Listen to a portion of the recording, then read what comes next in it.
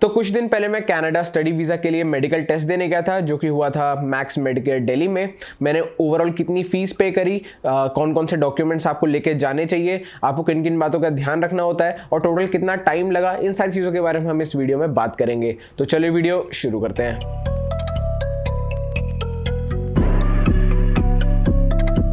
तो सबसे पहले मैं आपको अपने एक्सपीरियंस के बारे में बता देता हूँ कि मैं वहाँ पे गया तो मेरे साथ एक एक करके क्या क्या हुआ। तो ध्यान से सुनना, ठीक है, क्योंकि थोड़ी लंबी स्टोरी है, क्योंकि बहुत लंबा प्रोसीजर होता है। तो सबसे पहले मेरी अपॉइंटमेंट थी 10:32 की, ठीक है, सुबह 10:32 AM की मेरी अपॉइंटमेंट थी। लेकिन जो मेरे पास मैसेज आया था मैक्स मेडिकेयर, तो उसमें लिखा था कि आपको अपनी अपॉइंटमेंट के टाइम से पहले पहुँचना है, 15 मिनट पहले। तो मैं 10 बजे तक वहाँ पर पहुँच गया था। तो मुझे लगा कि ईजिली जल्दी से हो जाएगा, लेकिन वहाँ पर बहुत ज़्यादा भीड़ थी। और वो तो टाइम भाई पुराना है। उसके बाद जब क्योंकि फ्लाइटों के प्राइस सस्ते हो गए और जो इलेक्शंस भी हो गए कनाडा में, तो मेरे हिसाब से अब और बहुत ज़्यादा भीड़ बढ़ने वाली है।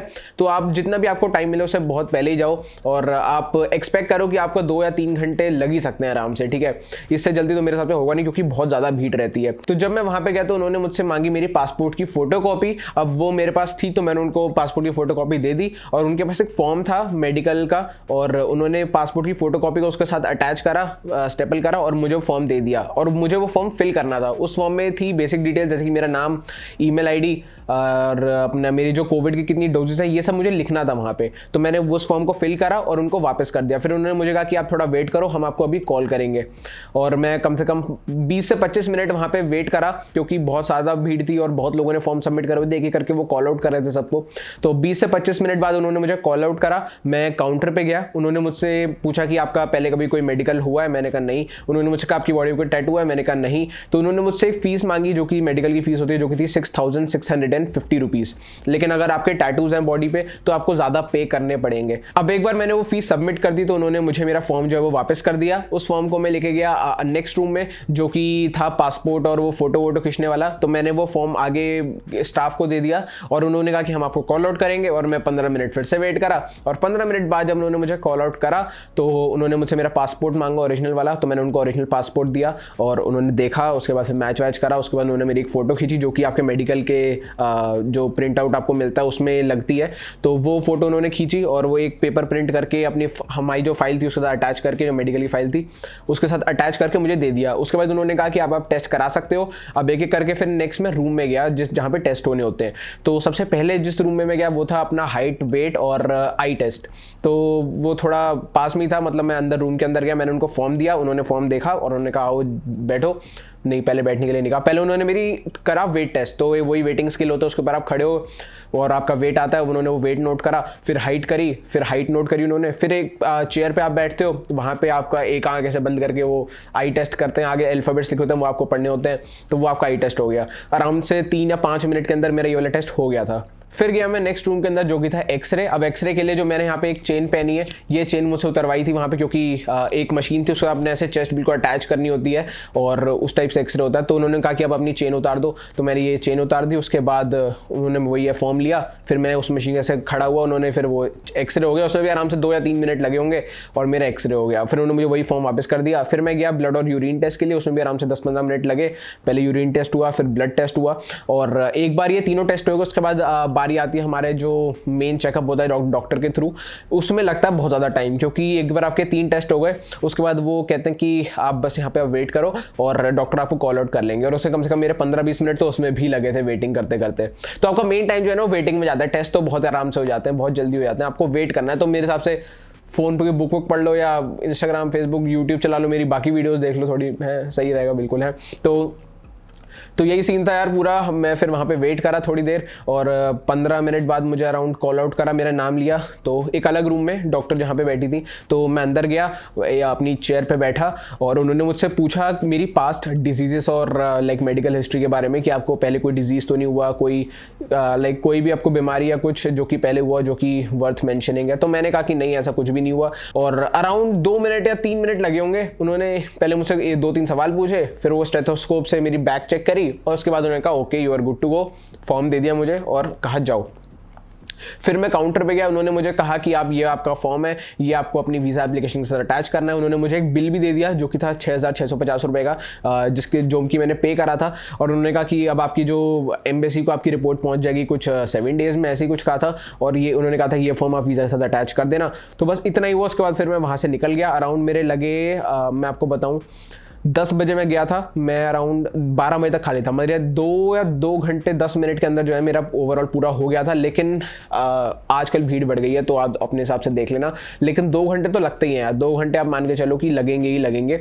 इसके लिए प्रिपेयर्ड हो के आओ, ठीक है। तो ये तो था मेरा पूरा मेडिकल का एक्सपीरियंस। लेकिन इसके अलावा अगर आपको मुझसे कुछ पूछना है, चाहे वो कॉलेज या यूनिवर्सिटी के बारे में हो कनाडा में, या फिर मेडिकल एक्सपीरियंस हो, या फिर अपना आइल्स के बारे में हो, तो आप मुझे इंस्टाग्राम पे मैसेज कर सकते हो। मेरी आईडी आपको डिस्क्रिप्शन में और यहाँ पे मिल जाएगी, तो मैसेज कर सकते हो। तो यार अब बात करते हैं कुछ टिप्स की जो कि मैं आपको देना चाहता हूं अगर आपने अभी तक अपना मेडिकल नहीं करवाया है और करवाने की सोच रहे हो तो सबसे पहली टिप ये कि आप अगर कोई टैटू बनवाने की सोच रहे हो तो मत बनवाना, क्योंकि उसके आपको एक्स्ट्रा चार्जेस देने पड़ेंगे, ठीक है। तो मेडिकल से पहले टैटू मत बनवाना, नहीं तो एक्स्ट्रा चार्जेस देने पड़ेंगे मेडिकल के टाइम, तो मत करवाना बस, ठीक है। दूसरी टिप कि आपको एक पासपोर्ट की फोटोकॉपी और एक पेन लेके जाना है। पेन अपना फॉर्म फिल करने के लिए और पासपोर्ट की फोटोकॉपी वो आपके फॉर्म में लगाएंगे। तो ये दोनों चीज़ें आपको लेके जानी है, वरना फिर आपको वहाँ पे धक्के खाने पड़ेंगे, ढूंढनी पड़ेगी कौन सी दुकान पे फोटोकॉपी होती है। तो इससे अच्छा लेके चले आओ। तो तीसरी चीज़ है अपॉइंटमेंट को लेके कि यार मैंने देखो अपनी अपॉइंटमेंट बुक कराई थी मैक्स मेडकेयर पे कॉल करके, ठीक है। और हो सकता है आपकी एजेंट के थ्रू बुक हुई हो, लेकिन मैंने यहाँ पे एक बहुत ही अलग चीज़ देखी जो कि मुझे पहले नहीं पता थी। और वो ये कि यार मैंने तो अपनी अपॉइंटमेंट बुक करवाई थी, लेकिन मेरा फ्रेंड जो था ना उसको जनवरी इनटेक में जाना था, और जनवरी इनटेक के लिए वो बहुत लेट हो गया था। तो उसने जब मैक्स मेडकेयर पे कॉल करा, उन्होंने उसे बहुत लेट अपॉइंटमेंट दी।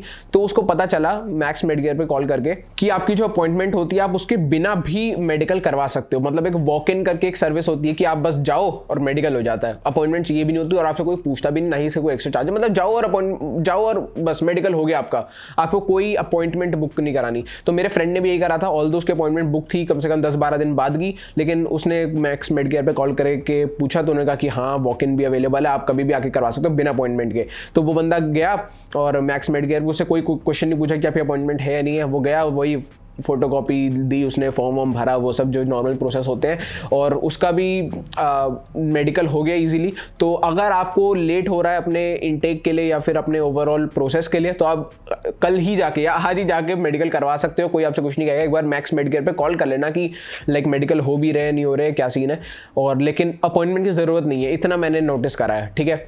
फोर्थ पॉइंट ये कि अगर आपने ऑलरेडी अपॉइंटमेंट ली हुई है तो आप अपनी अपॉइंटमेंट के टाइम से आधा घंटा पहले ही जाओ, वही बेटर रहता है। और अगर आपने अपॉइंटमेंट नहीं भी ली और आप जा रहे हो तो मैं आपको यही सजेस्ट करूंगा कि आप दिन में जल्दी जाओ, मतलब 10 बजे 10:30 बजे, क्योंकि मेरा जो फ्रेंड था ना वो गया था 11 साढ़े 11 के आसपास। तो क्या हुआ था एंड में ना उसका जो आखिरी डॉक्टर चेकअप होता है उसमें उसका चेकअप होने से पहले ही जो है लंच ब्रेक हो गया था। तो लंच ब्रेक के लिए जो डॉक्टर वो अपना लंच ब्रेक में गए हुए थे और उसको फिर कम से कम आधा 1 घंटा एक्स्ट्रा वेट करना पड़ा डॉक्टर के रिटर्न आने का। उसके बाद फिर उसका आखिरी जो है चेकअप हुआ, और बस यार मतलब आखिरी उसका टेस्ट बचा था और लंच ब्रेक हो गया। तो ऐसी चीज़ आपके साथ ना हो तो इससे अच्छा थोड़ी जल्दी जाना, ताकि आपके लंच ब्रेक से पहले ही सारे टेस्ट हो जाओ और आप फ्री हो जाओ, नहीं तो आपको लंच ब्रेक में आधा 1 घंटा फालतू का बर्बाद होगा, वेट करना पड़ेगा।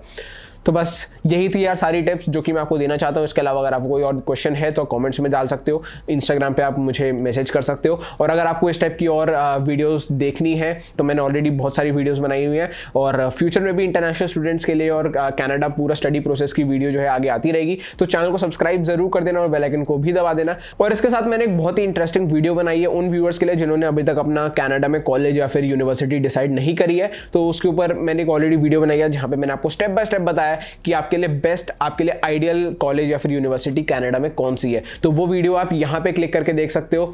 और अगर आपने अभी तक अपना आइल्स का एग्जाम नहीं दिया है तो आप ये वाली वीडियो देखो जहाँ पे मैंने आपको टिप्स और ट्रिक्स बताई हैं जिससे मेरे आइल्स में 8 बैंड्स आए। तो इस वीडियो में से इतना ही, अब मैं आपसे मिलता हूँ नेक्स्ट वीडियो में। This was Samarjeet signing off.